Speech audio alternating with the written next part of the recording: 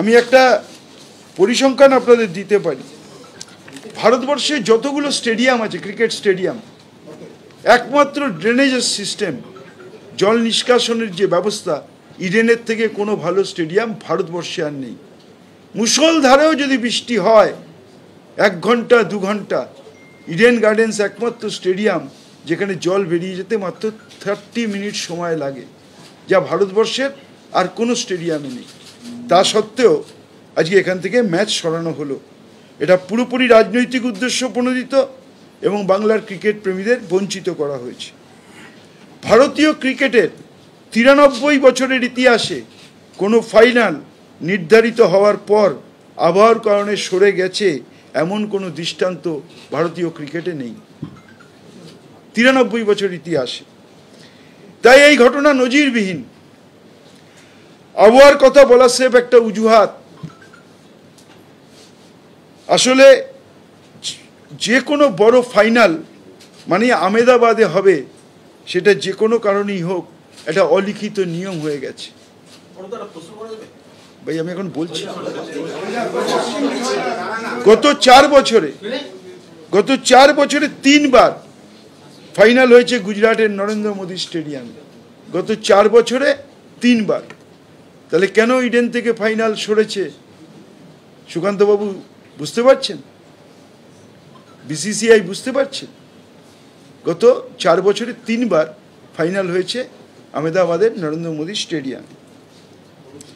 আইপিএলে বৃষ্টির কারণে একদিন ম্যাচ পোস্টপন্ড হয়েছিল এবং দ্বিতীয় দিনও সেই খেলা হয়নি। সেটা হয়েছিল 2023 সালে, গুজরাট টাইটান বনাম চেন্নাই সুপার কিংস।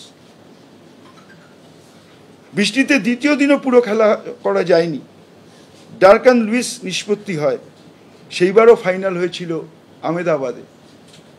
কোন আবহাওয়াবিদ, কোন আবহাওয়া স্টেশন যারা বলতে পারে 3রা জুন নরেন্দ্র মোদী স্টেডিয়ামে বৃষ্টি হবে না?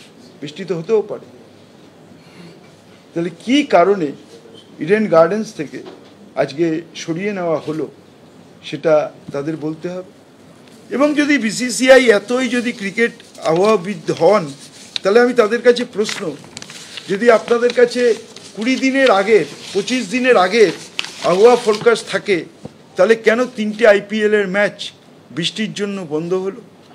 একটা 26শে এপ্রিল পাঞ্জাব কিংস বনাম কেকেআর কলকাতা, 25শে মে সানরাইজার হায়দ্রাবাদ বনাম দিল্লি ক্যাপিটালস হায়দ্রাবাদ, 17ই মে রয়্যাল চ্যালেঞ্জার্স ব্যাঙ্গালোর বনাম কেকেআর ব্যাঙ্গালোরে।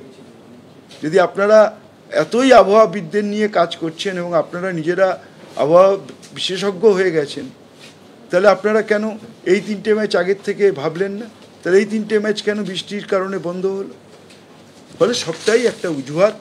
চিরকালই ওদের ইচ্ছে হচ্ছে বাংলাকে বঞ্চনা করা, বাংলার মানুষকে বঞ্চনা করা।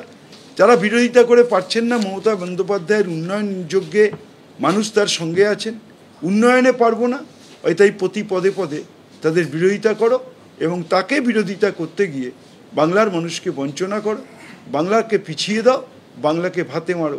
এটাই হচ্ছে এদের মূল উদ্দেশ্য। আপনাদের যা প্রশ্ন আছে আমি করব, তার আগে সিপি বলবেন, তারপরে আমরা করব। নমস্কার, আপনারা সবাই শুনলেন। আইন শৃঙ্খলা নিয়ে একটা প্রশ্ন তোলা হয়েছে, দ্যাট আইন শৃঙ্খলার কারণ দেখিয়ে আইপিএল ম্যাচ যেটা শিডিউল ছিল, এখানে 2টো ম্যাচ শিডিউল ছিল, এইগুলো অন্য জায়গায় শিফট হয়ে গেছে। তো সেটা নিয়ে আমার নিশ্চয়ই কিছু বলার আছে। এখানে টোটাল 9 ম্যাচ শিডিউল ছিল, তার মধ্যে 7টা হয়ে গেছে। 7টা ম্যাচেই কোনো রকম কোনো ল অ্যান্ড অর্ডার ইস্যু হয় নাই। প্রচুর মানুষ, on an average 60,000 per match এখানে ম্যাচ দেখতে এসছেন, কোনো রকম কোনো সমস্যা হয়নি।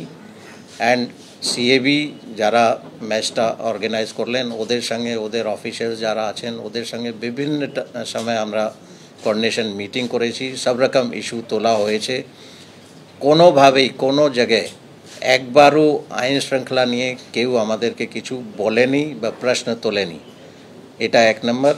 অ্যান্ড যে একটাই ইস্যু যেটা বলা হচ্ছে এখানে রামনবমী, সেটা 6 এপ্রিলের একটা ম্যাচ শিডিউল ছিল।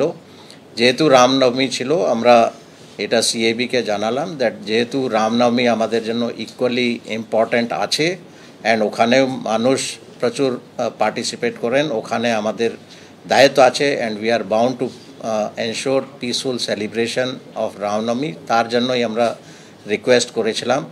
ওটাও নিয়ে কিছু কিছু লেখা হয়েছিল দ্যাট ম্যাচটা কলকাতা ইডেন গার্ডেন থেকে অন্য স্টেটে চলে যাচ্ছে, কিন্তু ফাইনালি যেটা আমরা দেখলাম ম্যাচটা এখানেই হলো অ্যান্ড 7টা ম্যাচ শিডিউল ছিল, 7টা ম্যাচই এখানে হলো, দুটোই শুধু যেটা শিডিউল আছে ওটা হয়।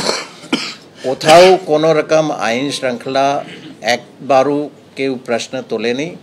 এখানে এইরকম প্রশ্ন তোলা মানে আমাদের মানে বুঝতে হবে কেন এটা হচ্ছে বা কী কারণ আছে, সেটা নিয়ে আমার কিছু বক্তব্য নেই। কিন্তু নিশ্চয়ই ল অ্যান্ড অর্ডার এখানে 7টা ম্যাচ যেহেতু ভালোভাবে হয়েছে অ্যান্ড প্রিভিয়াস হিস্ট্রি আছে, কলকাতাতে ভালোভাবেই ম্যাচ সম্পূর্ণ হয়েছে।